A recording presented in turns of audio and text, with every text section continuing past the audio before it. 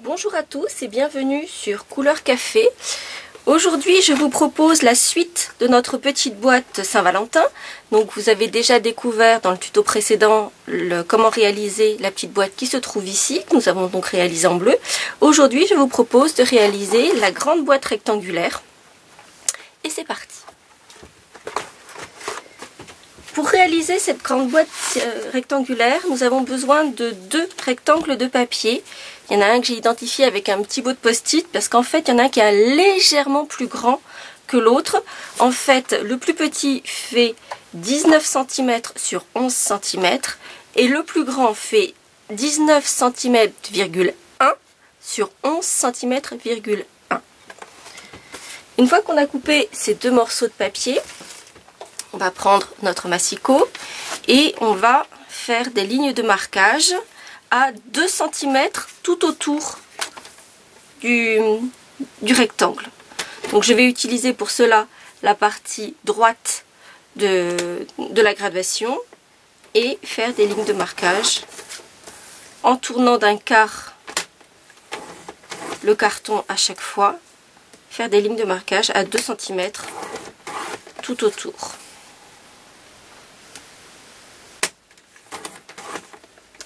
Et je vais faire la même chose sur le second carton. Je vais laisser mon petit post-it d'identification.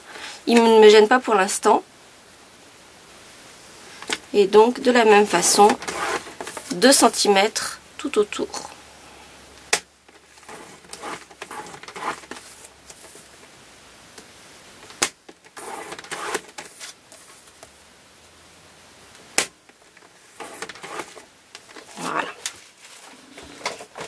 Ensuite, je vais reprendre mon premier carton, donc le plus petit des deux, celui qui est donc de 11 sur 19. Et je vais couper chacune des lignes de chaque côté des petits côtés, jusqu'à au premier marquage.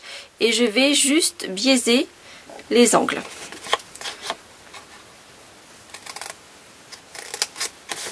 Donc, de chaque côté, et je biaise les angles. De la même façon de l'autre côté.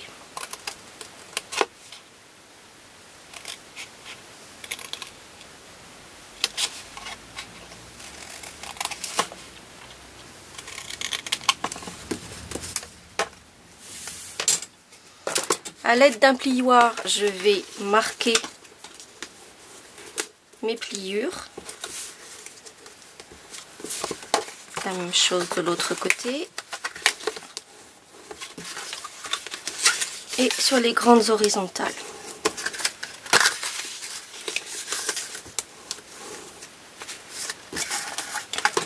Puis je vais assembler ma boîte, c'est-à-dire que je vais ramener vers l'intérieur mes petits onglets et coller. Donc là j'ai la base de ma boîte.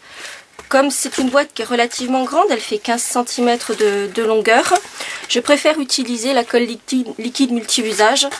Elle est très efficace, elle permet de réajuster puisqu'elle est liquide, donc il y a un petit temps d'adaptation. Et pour autant, elle colle vraiment très vite, donc ça permet quand même de faire donc un petit peu de colle sur l'envers de chacun de mes onglets. Puis, je les ramène à l'intérieur.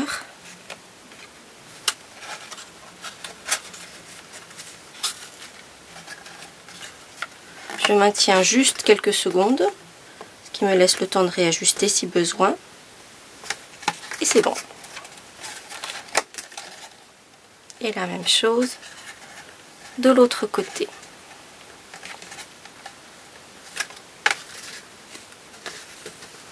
Je maintiens quelques secondes. Et c'est tout bon. La base de notre boîte est faite. On peut la mettre de côté. À présent, nous allons passer donc au couvercle de la boîte. Donc là encore, on va marquer nos pliures à l'aide du plioir.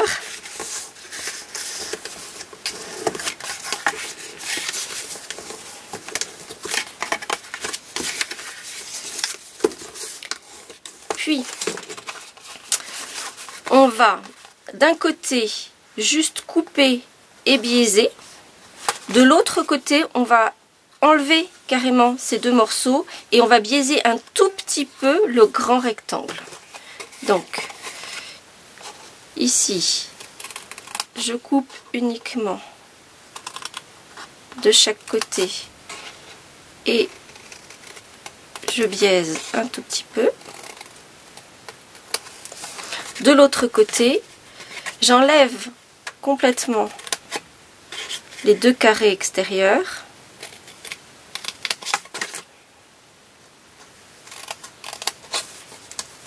Et je biaise un tout petit peu le long rectangle.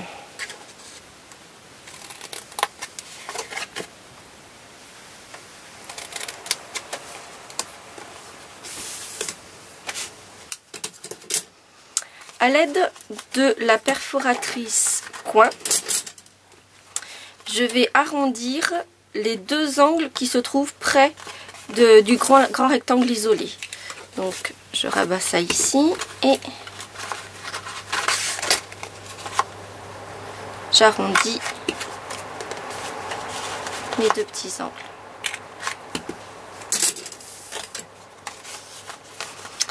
Ensuite, donc là on viendra fermer, mais pas tout de suite, dans la mesure où on va d'abord, à l'aide de la petite perforatrice ovale, faire une encoche dans le rabat de devant, donc en centrant notre perforatrice à peu près au milieu. Hop, on va faire une encoche qui permettra d'ouvrir facilement notre boîte. Ensuite, on va prendre la Big Shot. Si vous ne connaissez pas, c'est un outil qui est fabuleux. Je l'utilise avec, dans le cas présent, la plateforme magnétique. Elle est vendue séparément. Si vous ne l'avez pas, ça fonctionne quand même avec les plateformes normales qui sont vendues avec la machine. Cela dit, c'est vrai que c'est quand même très pratique puisque en fait vos matrices de découpe tiennent sur la plaque et ça vous permet de placer exactement vos matrices là où vous le souhaitez. Et donc sur ce couvercle de notre boîte que l'on vient de faire, on va faire une ouverture sur la partie supérieure, donc à peu près à un gros centimètre du haut, et que l'on va placer de façon équidistante des bords.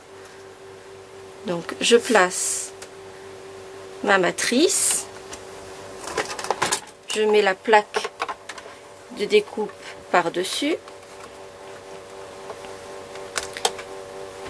hop, et je fais passer le tout dans la machine.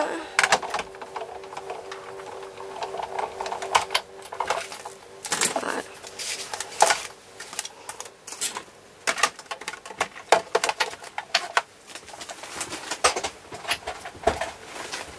Et nous avons donc la fenêtre que l'on a ouverte sur notre boîte.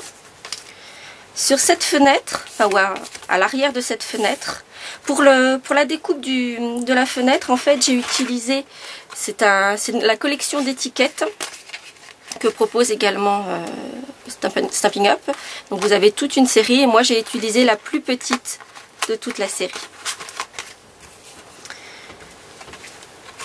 Je vais ensuite découper dans du plastique transparent un rectangle de 6 cm sur 6 cm et demi, et à l'aide de la colle liquide multi-usage, je vais mettre un ruban de colle tout autour de mon ouverture.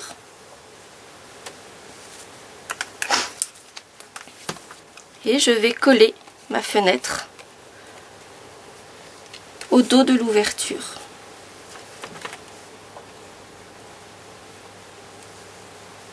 Et je vais laisser quelques secondes pour coller. Même sur le plastique transparent, ça colle très rapidement.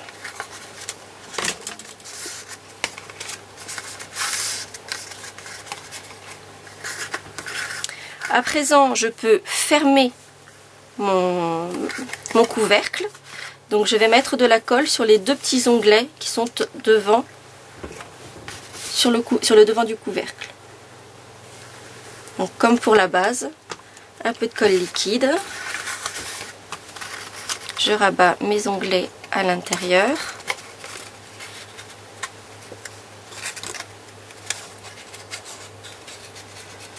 Je maintiens quelques secondes. Et c'est vraiment quelques secondes parce que je ne fais aucun accéléré, donc vous l'avez vraiment en temps réel. Vous voyez, c'est fini. Voilà. Et à présent, on va assembler la base de la boîte avec son couvercle. Pour cela, on va mettre de la colle à l'intérieur de ce petit rabat que l'on a formé sur le fond du couvercle. On va mettre la base de la boîte dans son couvercle, donc en position, et on va simplement rabattre ce volet sur l'arrière de la boîte. Et notre boîte, donc vous avez la petite encoche qui permet d'ouvrir, et notre boîte s'ouvre et se ferme. Et comme on a mis ce petit millimètre en plus, elle s'ouvre vraiment parfaitement sans que ça vienne gondoler les côtés. Maintenant, on va décorer notre boîte.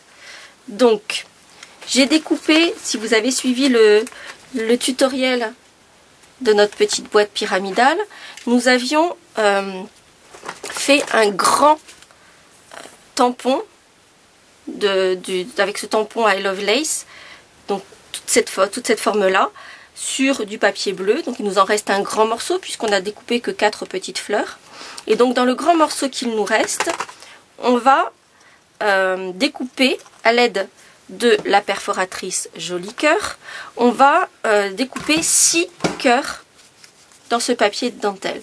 Je vous rappelle que le tampon, je l'ai fait non pas avec l'encre noire normale, mais avec l'encre noire Memento qui sèche beaucoup plus rapidement et qui fait un travail beaucoup plus propre. Ces petits cœurs, donc j'en ai 6. Je vais prendre mon stylet et mon réglé. Et je vais faire une ligne de marquage au milieu de chacun de ces cœurs.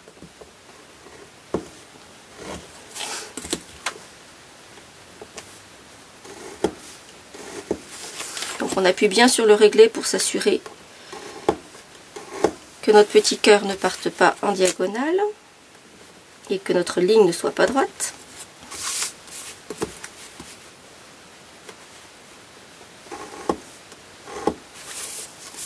Et le dernier.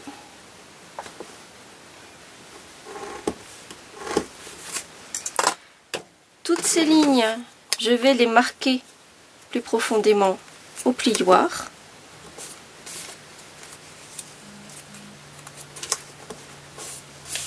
Et donc plier tous mes petits cœurs en deux.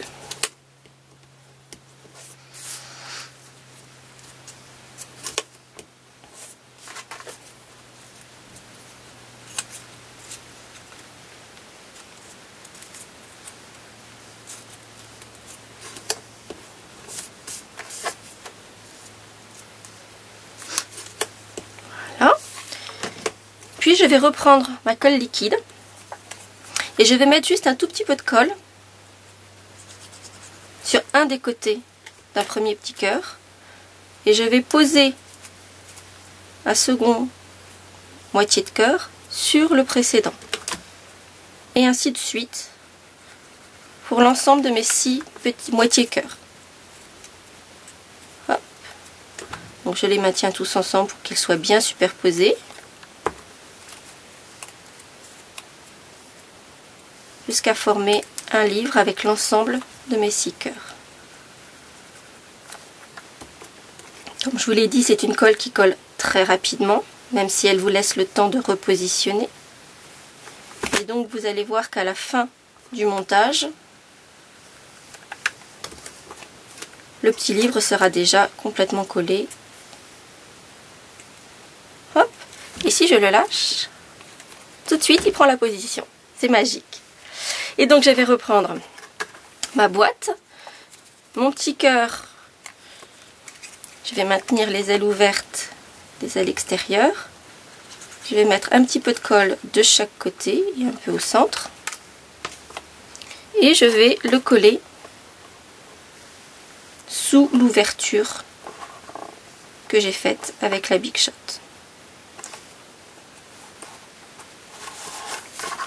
Voilà. Il ne me reste plus qu'à faire un joli nœud en bas de ma boîte. Alors il y a des rubans à chevrons bleus, mais pas dans les bleus que je voulais chez Stampin' Up. Donc j'ai décidé de prendre le ruban à chevrons gris ardoise et de superposer dessus, pour quand même rappeler la petite touche de bleu, de superposer le petit ruban bleu au centre. Et donc je vais faire simplement un nœud, un double nœud, qui va maintenir ma boîte fermée.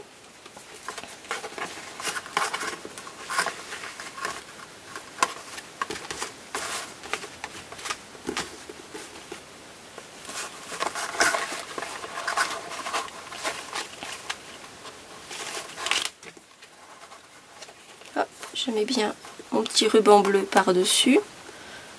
Donc si vous choisissez une couleur, comme je l'ai fait pour le rose, qui a le ruban à chevrons assorti, il n'y aura pas de positionnement du deuxième ruban à faire. Il me faut un petit peu plus de ruban de ce côté-ci pour pouvoir réaliser mon nœud. Voilà. Donc je fais juste un double nœud.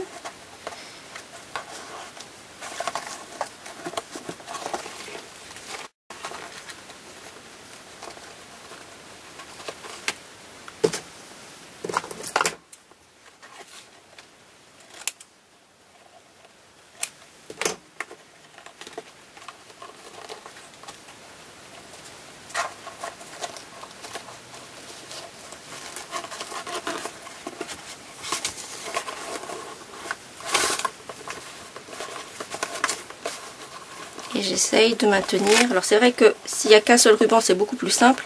Là, il faut que je fasse en sorte qu'ils restent bien l'un avec l'autre. Voilà.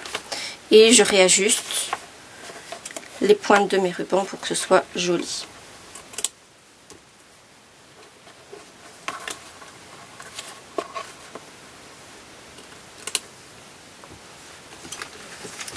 Et voilà notre petite boîte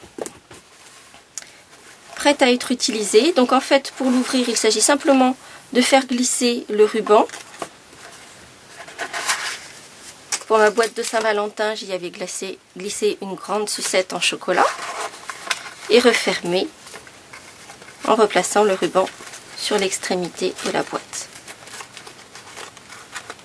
Donc c'est la raison pour laquelle il ne faut pas trop serrer votre nœud, sinon remettre le ruban en place devient compliqué. Et voilà notre jolie boîte. Alors comme je suis tombée en rate de batterie au milieu de ma première vidéo, je vous en ai fait également une version verte. Et puis donc la version initiale, la version rose. J'espère que ce tutoriel vous aura plu. Et on se donne rendez-vous pour la dernière partie de la boîte. Donc la grande boîte carrée qui forme le socle. Et je vous expliquerai comment j'ai assemblé les trois parties. À très bientôt!